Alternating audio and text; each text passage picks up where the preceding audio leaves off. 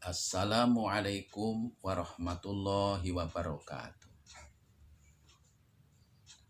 A'udzu billah. Bismillah.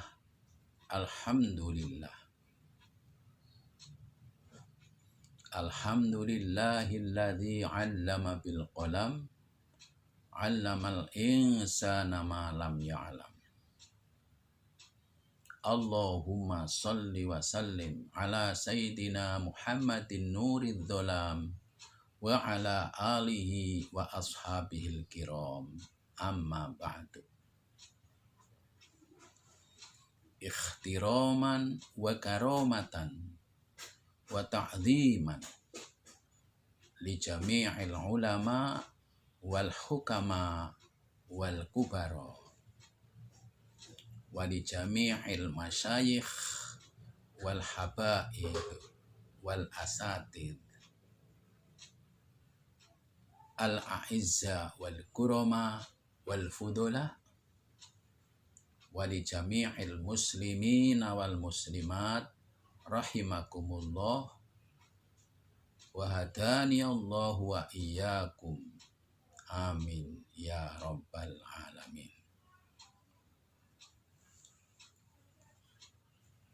Puji syukur alhamdulillah. Ku persembahkan kehadirat Allah Subhanahu wa ta'ala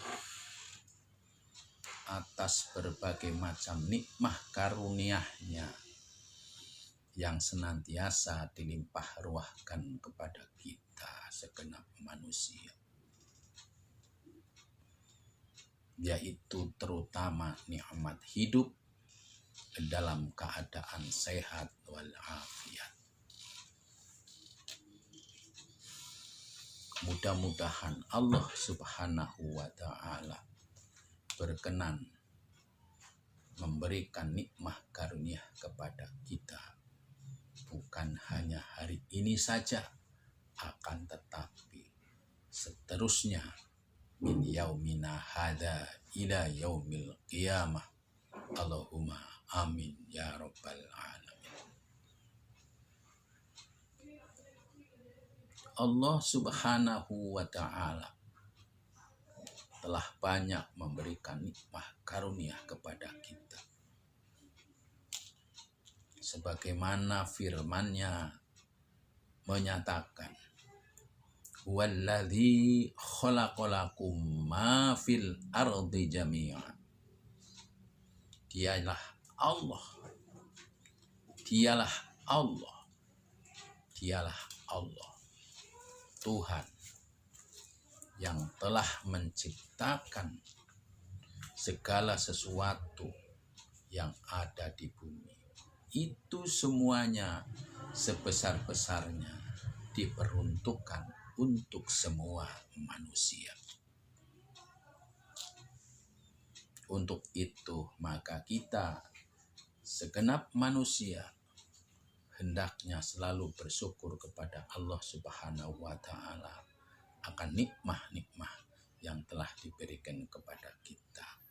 Fa insyaallah, jika kita sebagai manusia mau bersyukur kepada Allah Subhanahu wa ta'ala, maka Allah akan terus memberikan nikmat kepada kita dari sekarang sampai hari kiamat. Allahumma amin ya rabbal alamin. Sebagaimana firman-Nya dinyatakan, la in syakartum la azidannakum. Sungguh benar, jika kamu sekalian mau bersyukur, mensyukuri nikmat-nikmat Allah yang telah diberikan kamu, maka kami Allah akan menambahkannya. Untuk itu marilah kita bersama-sama terus menjalankan perintah-perintah Allah dan meninggalkan larangan-larangan Allah. Apakah perintah-perintah Allah itu dan apakah larangan-larangan Allah itu? Perintah-perintah Allah itu adalah semuanya sudah ada petunjuknya. Begitu pula larangan-larangan Allah itu pun juga sudah ada petunjuknya. apakah petunjuk Allah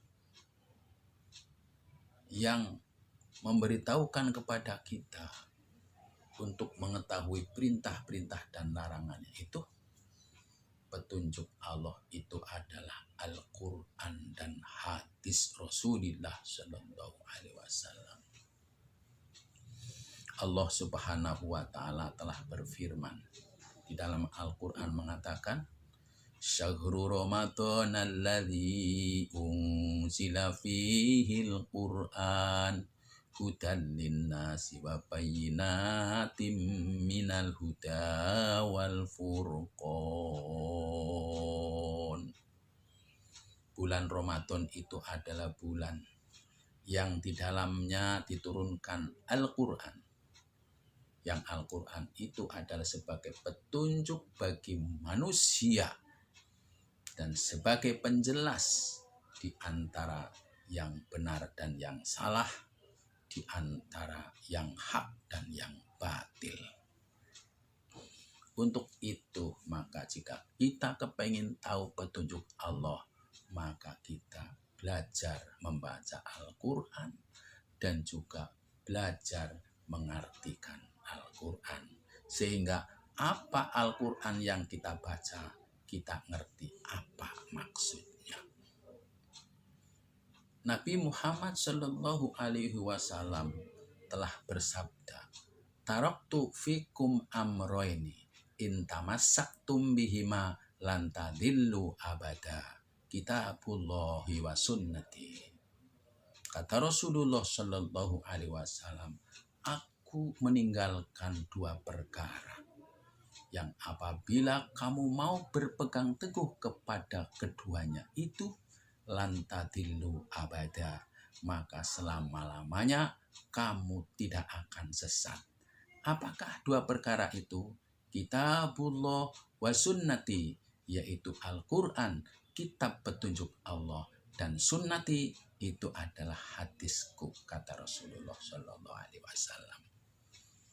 Untuk itu bisa diambil kesimpulan, siapa saja manusia yang hidupnya kepengin selamat dunia dan akhirat, maka pelajarilah Al-Quran dan hadis, lafaz dan maknanya, sehingga kita tahu benar akan petunjuk Allah dan Rasulullah Sallallahu Alaihi Wasallam, sehingga kita bisa menjadi orang-orang yang selamat di dunia wal akhirah.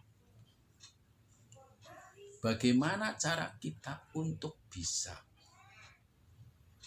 memahami Al-Quran dan hadis dengan benar? Caranya yaitu kita harus mempelajari yang namanya bahasa Arab.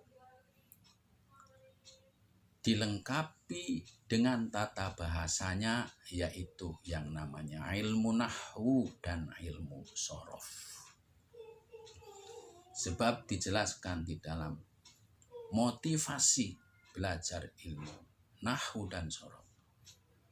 Di dalam satu makalah menyatakan begini, as-sorfu ummul ulum wan nahwu abuha, yang artinya ilmu sorof itu adalah induknya berbagai macam ilmu, sedangkan ilmu nahwu itu adalah ayahnya. Logikanya, apabila ayah dan ibu sudah kumpul, maka akan beranak pinak. Ini bisa diambil kesimpulan bahwa apabila ilmu nahwu dan ilmu sorof telah dikuasai oleh kita, insya Allah ilmu-ilmu yang lain akan kita dapat. Untuk itu, maka marilah kita sebagai manusia umumnya dan khususnya segenap kaum muslimin dan muslimat, kita pelajari ilmu nahwu dan sorof serta bahasa Arab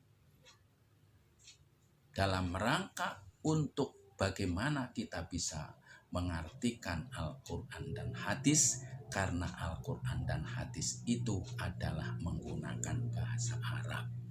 Kita belajar bahasa Arab itu bukan bagaimana kita bisa ngomong Arab, kemudian kita bisa pergi ke Arab. Bukan itu, tapi yang dimaksud adalah bagaimana kita bisa mengartikan Al-Quran dan hadis, serta kitab-kitab yang lain, sehingga kita bisa memahami ilmu agama dengan benar.